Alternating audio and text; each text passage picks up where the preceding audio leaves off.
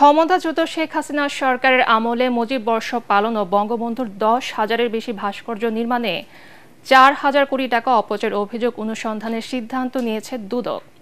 অনিয়ম তদন্তে গঠন করা হয়েছে 7 সদস্যের কমিটি। এক ব্রিফিংয়ে এসব তথ্য জানান সংস্থাটির মহাপরিচালক আক্তার হোসেন। বিস্তারিত জানাচ্ছেন আনান তাসিন রি। 2020 সালে ঘটা করে বিপুল অর্থ খরচ করে শেখ মুজিবুর রহমানের জন্মবার্ষিকী বা মুজিব বর্ষ পালন করে তৎকালীন আওয়ামী লীগ সরকার। মুজিব শতবর্ষ উদযাপনের নামে দেশের বিভিন্ন স্থানে গড়ে তোলা হয় ভাস্কর্য ও মুরাল।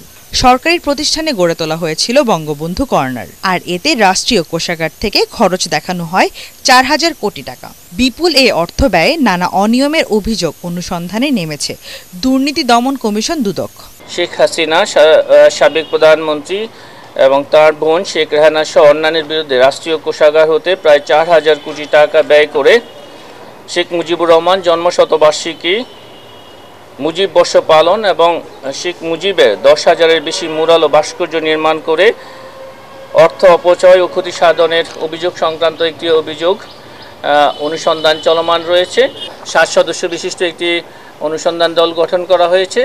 তারা কাজ করছেন এবং ইতিমধ্যে বিভিন্ন দপ্তরে রেকর্ডপত্র সংগ্রহের জন্য অধিযাচনপত্র প্রেরণ করা হয়েছে এবং এখনও রেকর্ডপত্র পাওয়া যায়নি। সেগুলি প্রাপ্তি সাপেক্ষে পর্যালোচনাপূর্বক পরবর্তীতে তারা কমিশনে প্রতিবেদন উপস্থাপন করবেন। সে আলোকে আইনানুগ ব্যবস্থা গ্রহণ করা হবে। ওয়ালটন আবারও মিলিয়নিয়ার অফারে ওয়ালটন ফ্রিজ কিনে আপনিও হয়ে যেতে পারেন মিলিয়নিয়ার।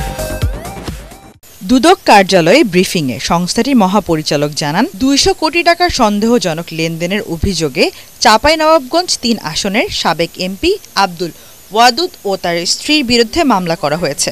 নিজ প্রতিষ্ঠানের নামেও 33টি ব্যাংক হিসাবে 172 কোটি টাকারও বেশি অস্বাভাবিক এবং সন্দেহজনক লেনদেন করার অপরাধ অনুসন্ধানকালে প্রমাণিত হয়েছে।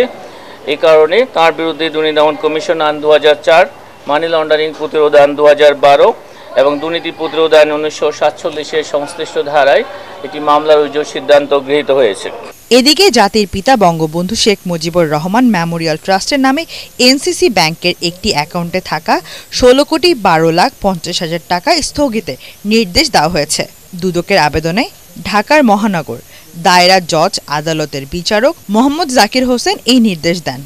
আনান তাসিন রি, ATN বাংলা, ঢাকা। ওয়ালটন আবারও মিলিয়নিয়ার অফারে ওয়ালটন ফ্রিজ কিনে আপনিও হয়ে যেতে পারেন মিলিয়নিয়ার।